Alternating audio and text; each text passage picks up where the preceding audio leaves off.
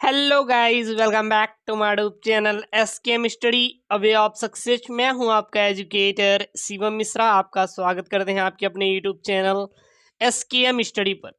मेरे प्यारे बच्चों, आप जाके फ्री में, बिल्कुल फ्री में हर एक वीडियो का नोट्स डाउनलोड कीजिए। 18,000 से ज़्यादा, जी हाँ 18,000 से बच्चे, प्यारे बच्चों ज़्यादा बच्चे फ्री में नोट्स डाउनलोड कर पा रहे हैं। अब कहेंगे सर ये हम 18,000 से ज़्यादा बच्चे कहाँ से फ्री में नोट्स डाउनलोड कर पा रहे हैं? अच्छा, कर रहे हैं कि नहीं? पहले ये बताइए, कमेंट कीजिए कर रहे हैं कि नहीं। ऐसा कौन सा नोट्स नहीं होगा क्लास का जो मैंने प्रोवाइड नहीं किया है? कल फिजिक्स की क्लास आई थी, हिंदी इंग्लिश की जितने भी थे प्यारे बच्चों, लगातार आपको 10 नोट्स प्रोवाइड किए गए थे। पिछले 2 दिन के नोट्स आपको आज शाम को मिल जाएंगे। सारे नोट्स मिल रहे हैं, कमेंट कर दीजिए मिल रहे हैं कि नहीं। और प्यारे बच्चों, मेरा टेलीग्राम चैनल है, क्योंकि टेलीग्राम पे ही प्यारे बच्चों सारे नोट्स प्रोवाइड किए जाते हैं और आपका वहां पे हमेशा नोट्स प्रोवाइड रहता है। मान लीजिए डिलीट हो जा रहा है तो टेलीग्राम पे प्यारे बच्चों रखा रहेगा, आप एनी टाइम जाके वहां से डाउनलोड करके एक्सेस करके पढ़ पाएंगे। ठीक है ना? तो जाके अभी आप भी जुड़िए, आप भी जुड़िए हर एक वीडियो का। जी हाँ प्यारे बच्चों, बस आपका सपोर्ट चाहिए। जैसे ही आप प्यारे बच्चों सपोर्ट कर रहे हैं वैसे ही आपको प्रोवाइड किया जा रहा है।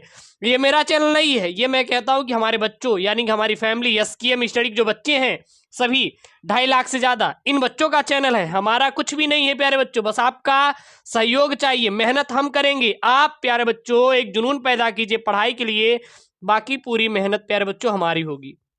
हम आपको हर सारी चीजें फ्री में बिल्कुल प्रोवाइड करेंगे। आपको बिल्कुल भी प्यारे बच्चों कहीं से भी प्रॉब्लम नहीं होने देंगे। जितनी प्यारे बच्चों हो सकेगा हम दिन रात आप लोगों के लिए मेहनत करेंगे, किया है और करते रहेंगे।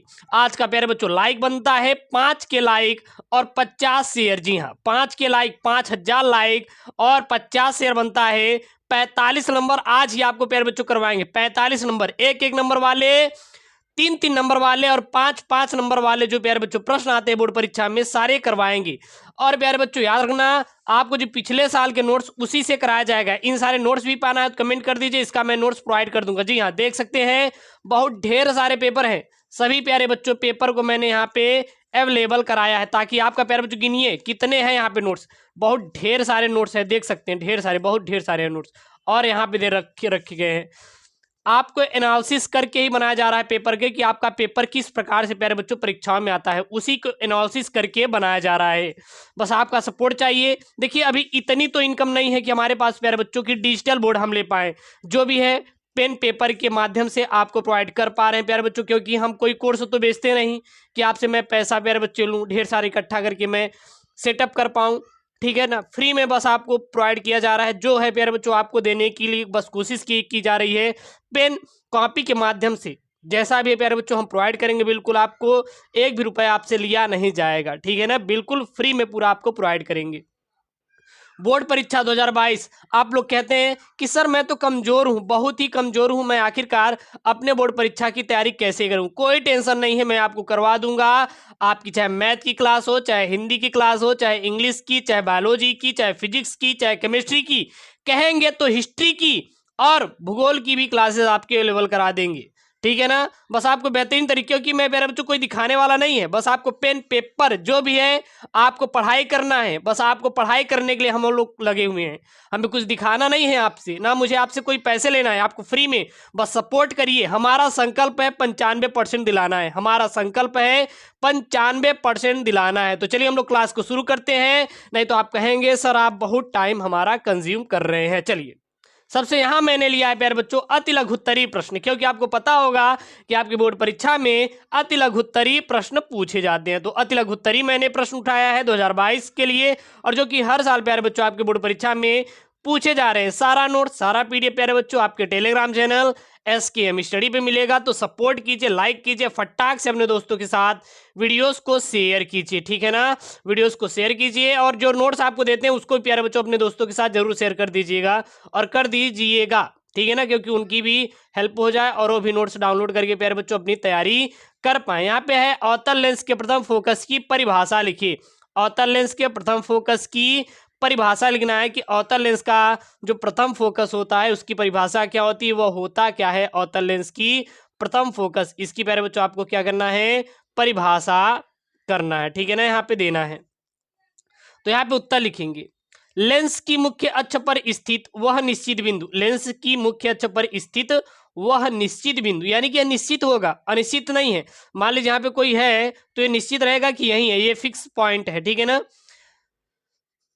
जिसकी ओर केंद्रित होती हुई, जिससे उसकी ओर केंद्रित होती हुई प्रकाश किरणें लेंस से अपवर्तन के पश्चात, यानी कि इसकी ओर देखिए प्यारे बच्चों, केंद्रित होती हुई, यहाँ पे देखिए केंद्रित हो रही है, अपवर्तन पश्चात मुख्य अक्ष के समांतर हो जाती है, जिसे अवतल लेंस का प्रथम फोकस कहते हैं। यानी कि यहाँ पे क्या हो रहा है, यहाँ से समांतर पड़ेगी, फिर यहाँ से केंद्रित होगी किधर, प्रथम फोकस पर, लेकिन ये इसके समानांतर जाती हुई प्रतीत होती है, वही क्या कहलाता है, अवतल लेंस की प्रथम फोकस। तो अवतल लेंस का प्रथम फोकस क्या होता है, याद कर लीजिए, लेंस की मुख्य अक्ष पर स्थित वह निश्चित बिंदु, लेंस की मुख्य अक्ष पर स्थित वह निश्चित बिंदु, जिससे उसकी ओर केंद्रित होती हुई प्रकाश किरणें लेंस से अपवर्तन के पश्चात मुख्य अक्ष के समानांतर हो जाती है, जिसे अवतल लेंस का प्रथम फोकस कहते हैं। इसे क्या कहा जाता है, अवतल लेंस का प्यारे बच्चों प्रथम फोकस कहा जाता है। क्लियर है। चलिए अगला यहाँ पे प्रश्न है, जी हाँ, इसका प्यारे बच्चों पूरा नोट्स प्यारे बच्चों डाउनलोड कीजिए फ्री में। कहाँ से, टेलीग्राम चैनल एसकेएम स्टडी से। टेलीग्राम का लिंक डिस्क्रिप्शन बॉक्स के अंदर दिया हुआ है। यहाँ पे किसी लेंस द्वारा आवर्धन से आप क्या समझते हैं, इसी को प्यारे बच्चों रेखीय आवर्धन क्षमता भी कहते हैं। जी हाँ, इसी का दूसरा नाम क्या है, मैं सारे पॉइंट को यहाँ पे रिलेट कर दिया हूँ, इसी क्या कहते हैं, रेखीय आवर्धन क्षमता भी कहते हैं।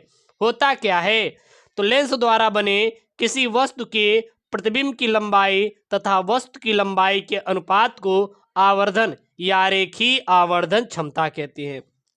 लेंस द्वारा बने किसी वस्तु के प्रतिबिंब की लंबाई, मान लीजिए आप प्यारे बच्चों कोई वस्तु है, आप कभी दर्पण के सामने खड़े हुए कि नहीं, आपका प्रतिबिंब बनता है कि नहीं, आप देखते होंगे वो तो समतल दर्पण है, लेकिन यहाँ पे हम लोग किसकी बात कर रहे हैं, लेंस की बात कर रहे हैं। लेंस आपको पता होगा मोटा होगा या फिर पतला होगा। दर्पण कैसा होगा प्यारे बच्चों, समतल दर्पण एकदम प्लेन होता है। आप लोग चेहरा देखते हैं कि नहीं। अच्छा, आप कभी भंडारे में गए हैं, भंडारे में कहीं शादी विवाह में गए हैं कि नहीं, भैया की शादी में गए हैं अपने, बिल्कुल। अच्छा, आपकी होने वाली है, कोई दिक्कत नहीं, आप कर लीजिएगा, मुझे ही बुलाइएगा। ये बताइए अपनी शादी में मुझे इनवाइट करेंगे नहीं, कमेंट कर दिए मेरे प्यारे लाल लोग, करेंगे नहीं। लेकिन आपको प्यारे बच्चों पहले एक गवर्नमेंट जॉब लेनी है, क्योंकि अपने मम्मी पापा की इच्छाओं की पूर्ति करनी है। क्योंकि मम्मी पापा का भी तो प्यारे बच्चों एक होता है ना कि मेरा बेटा एक सरकारी नौकरी बन जाए, तो आपको सरकारी नौकरी जरूर लेनी है। लेंगे कि नहीं, कमेंट करिए। बिल्कुल सर लेंगे। और आज प्यारे बच्चों अगर 12th अच्छे से पढ़ेंगे तो जाहिर सी बात है आपका गवर्नमेंट जॉब जरूर निकलेगा। ये प्यारे बच्चों मैं प्रॉमिस करता हूं, और मैं खुद दिलाऊंगा आपको गवर्नमेंट जॉब। लेकिन आप 12th पहले मन लगा के पढ़िए, ठीक है ना। बाकी सारी चीजें प्यारे बच्चों हम है ना एक तरफ से गाइड करेंगे कि 12th के बाद क्या करना है क्या नहीं। चलिए हम लोग अपने प्रश्न पे आते हैं। इसे एम से प्रदर्शित किया जाता है। किसको एम से प्रदर्शित करते हैं, रेखीय आवर्धन क्षमता को। रेखीय आवर्धन क्षमता का सूत्र क्या होता है, क्योंकि आपके मन में होगा, सॉरी थोड़ी सी लाइट की प्रॉब्लम हो गई थी, कोई बात नहीं। चलिए, तो रेखीय आवर्धन क्षमता बराबर क्या हो जाएगा, प्रतिबिंब की लंबाई यानी कि लेंथ ऑफ इमेज आई, और लेंथ ऑफ ऑब्जेक्ट यानी कि ओ। यहाँ पे इमेज है इसलिए आई से, यहाँ पे ऑब्जेक्ट है इसलिए प्यारे बच्चों ओ से दिखा रहे हैं। ओके, चलिए यहाँ पे अगला प्रश्न बहुत ही इंपॉर्टेंट है। जी हाँ, बहुत ही महत्वपूर्ण है, और इसको तो आप याद कर लीजिए। यह आपके बोर्ड परीक्षा में प्यारे बच्चों हर साल पूछा जा रहा है, एक भी बार ये छूटा नहीं है, इसलिए आप तो इसको जरूर से जरूर तैयार ही कर लीजिए। इसको आप जरूर से जरूर क्या करेंगे प्यारे बच्चों, तैयार ही कर लेंगे, बिल्कुल भी आपको छोड़ना नहीं है। जी हाँ, इसको छोड़ेंगे क्या, बिल्कुल मत छोड़िए। मैं कहूँगा कि आज इसको आप कंप्लीट कर लीजिए। यहाँ पे है, व्यतिकरण तथा विवर्तन में अंतर लिखो। व्यतिकरण तथा विवर्तन में क्या अंतर होता है प्यारे बच्चों, उसको यहाँ पे आपको क्या करना है, लिखना है। तो एक तरफ आप लोग क्या लिखेंगे, व्यतिकरण, और दूसरी तरफ क्या लिखेंगे, विवर्तन। तो एक तरफ आपको व्यतिकरण लिखना है, दूसरी तरफ क्या लिखना है प्यारे बच्चों, आपको विवर्तन लिखना है। तो व्यतिकरण क्या होता है, इसमें सभी दीप्त फ्रिंजे एक समान तीव्रता की होती हैं।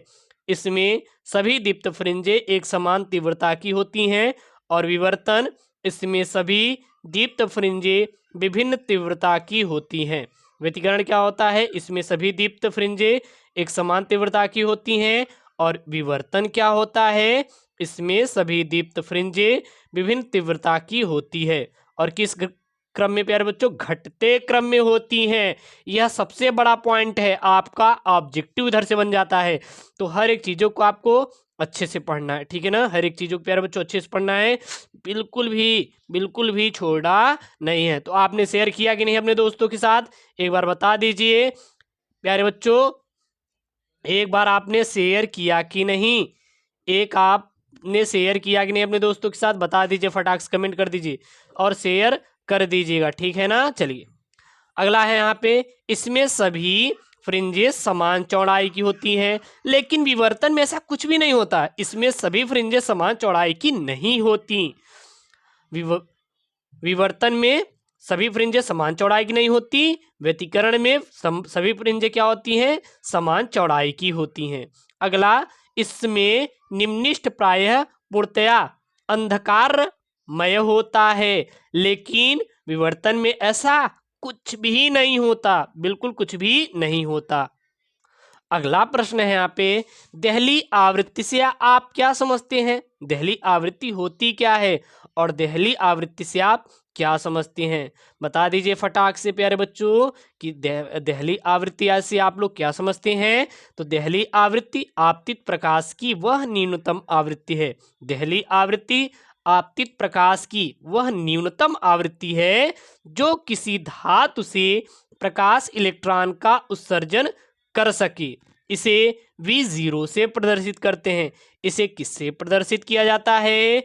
तो इसे हम लोग V0 से प्रदर्शित करते हैं, ठीक है। अगला, इससे कम आवृत्ति के प्रकाश से धातु से कोई प्रकाश इलेक्ट्रॉन नहीं निकलता और यही इसकी क्या है, इम्पोर्टेंट है, यानी कि इसकी महत्ता है। महत्ता मतलब समझ रहे हैं, एक इंपॉर्टेंट पॉइंट होता है। और यही चीजें प्यारे बच्चों आपको थोड़ा सा, बस आपको कुछ नहीं करता, आपको वही चेंज कर देता है और वही आपके बोर्ड में पूछ लेता है और आप उसी में कहते हैं कि सर ये कौन सा प्रश्न बन गया। तो बस आपको कुछ करना नहीं रहता, बस वही चीजें थोड़ी सी बदल जाती हैं, ठीक है। अगला प्रश्न है, बहुत ही इंपॉर्टेंट है, कार्यफलन की परिभाषा लिखो, अथवा प्रकाश वैद्युत कार्यफलन से क्या तात्पर्य है। कार्यफलन की परिभाषा लिखिए या फिर प्रकाश वैद्युत कार्यफलन से क्या तात्पर्य है, आप क्या समझते हैं। तो इसका उत्तर क्या हो जाएगा, इसका उत्तर क्या हो जाएगा, आप लोग सीधा बता दीजिए। इसका उत्तर क्या हो जाएगा प्यारे बच्चों, वह न्यूनतम प्रकाश ऊर्जा जो किसी धातु पृष्ठ से इलेक्ट्रॉन उत्सर्जित करने के लिए आवश्यक होती है या फिर आवश्यकता होती है, उस धातु का वैद्युत कार्यफलन कहलाता है, ठीक है ना। इतना आप लोग नोट कर लेंगे।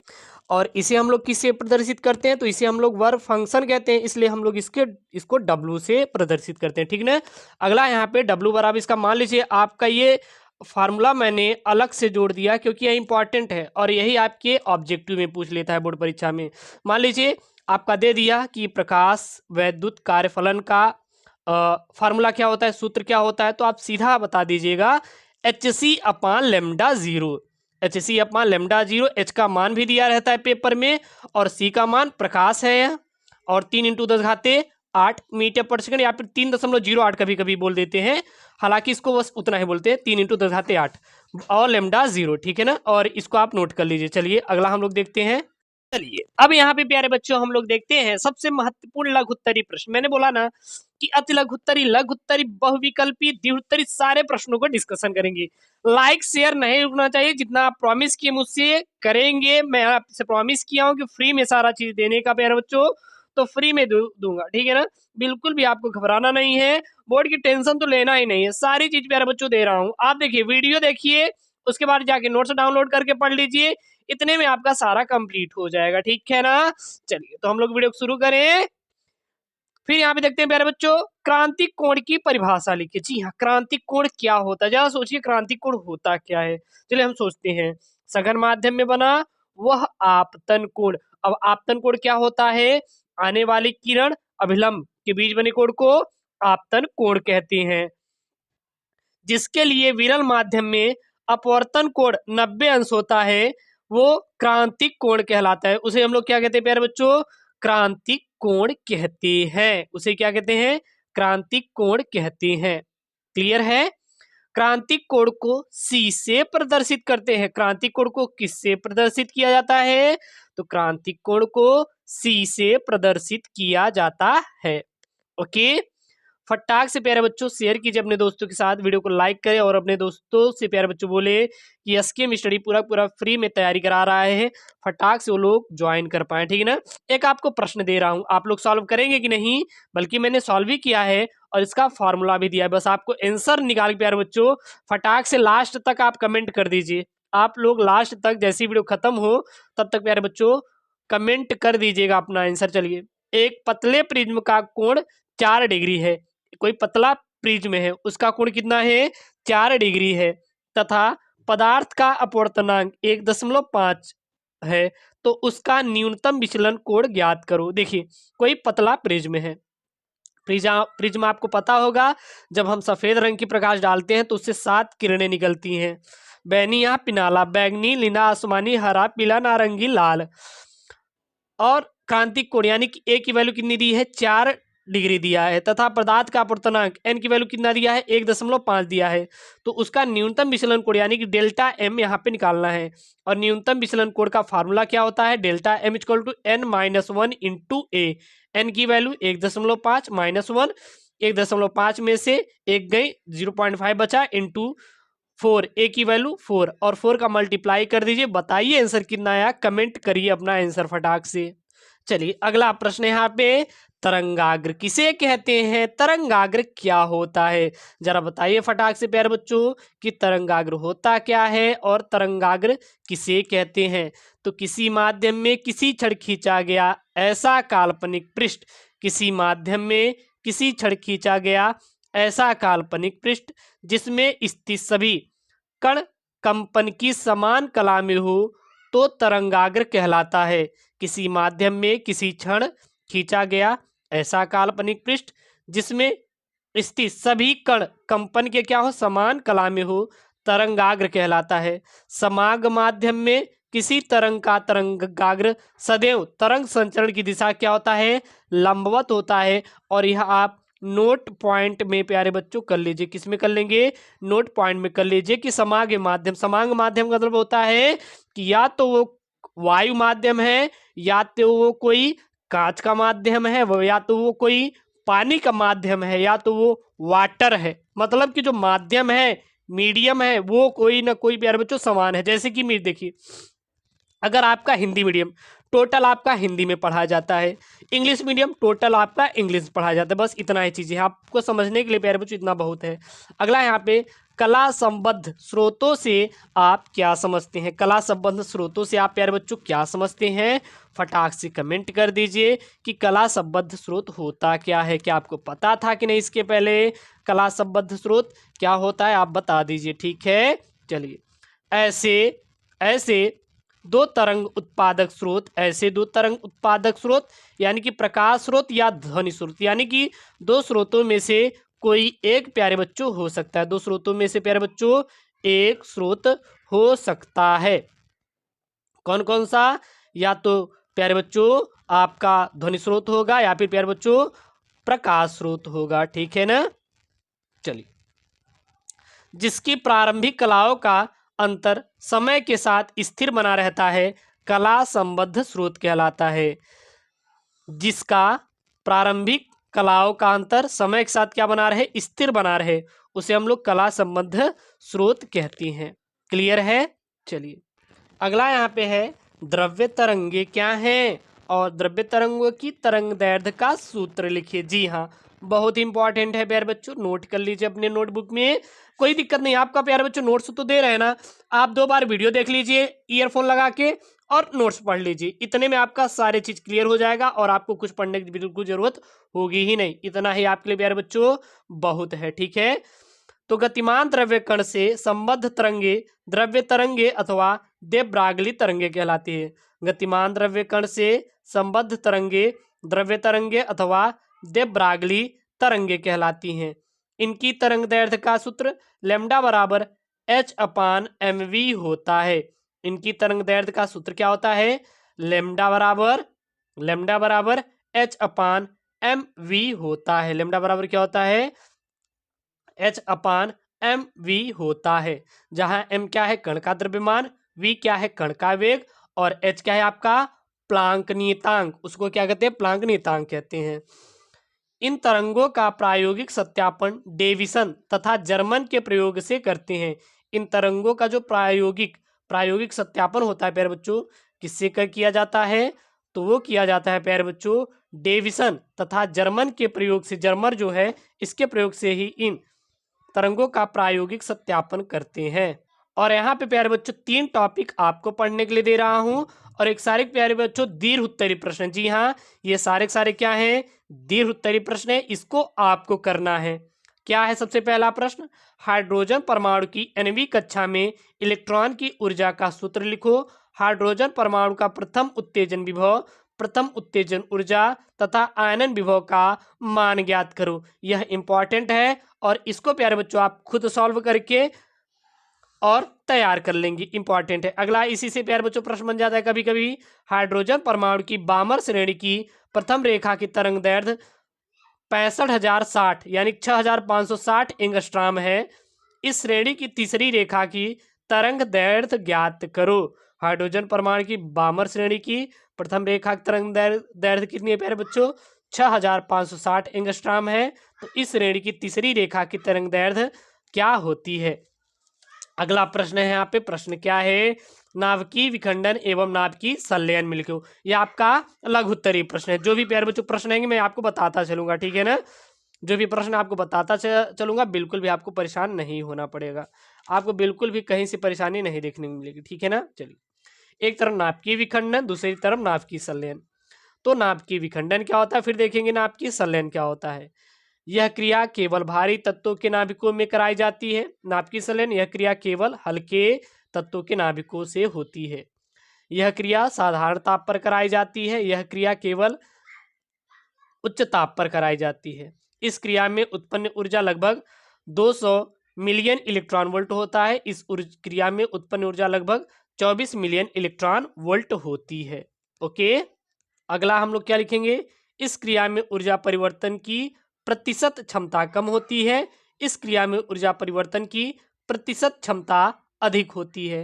अगला पॉइंट, इस क्रिया को नियंत्रित किया जा सकता है।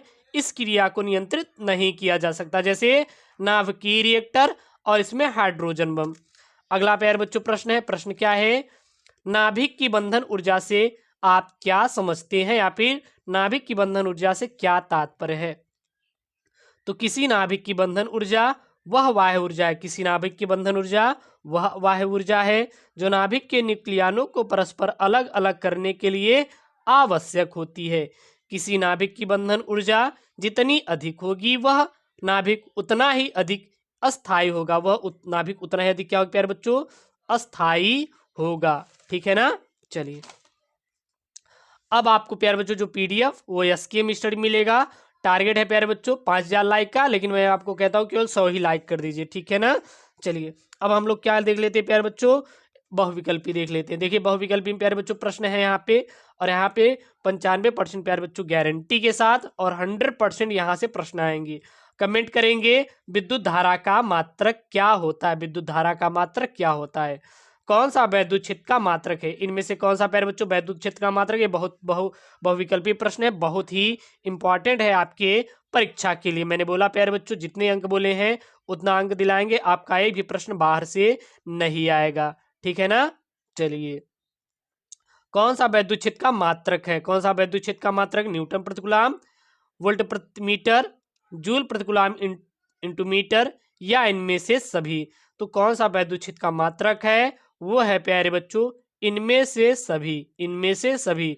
यानी कि न्यूटन प्रति कूलम भी वैद्युत क्षेत्र का मात्रक है, वोल्ट प्रति मीटर भी है, जूल प्रति कूलम इंटू मीटर भी है, और इनमें से सभी ऑप्शन क्या हो जाएगा, सही हो जाएगा, राइट हो जाएगा। अगला है वैद्युत द्विध्रुव से क्या समझते हैं, 2 उदाहरण दीजिए। वैद्युत ध्रुव से क्या समझते हैं, 2 उदाहरण दीजिए। हैशटैग इंपॉर्टेंट है प्यारे बच्चों, हर साल आपके बोर्ड परीक्षा में आ जा रहा है, नोट कर लीजिए। वह निकाय जिसमें 2 बराबर परंतु विपरीत प्रकार के बिंदु आवेश एक दूसरे से अल्प दूरी पर यानी कम दूरी पर स्थित हो वैद्युत द्विध्रुव कहलाता है। जैसे HCl और H2O के अणु प्यारे बच्चों इसके क्या हैं, उदाहरण हैं। अगला बहुविकल्पी है, ये चैप्टर नंबर 3 से है, वैद्युत धारा से।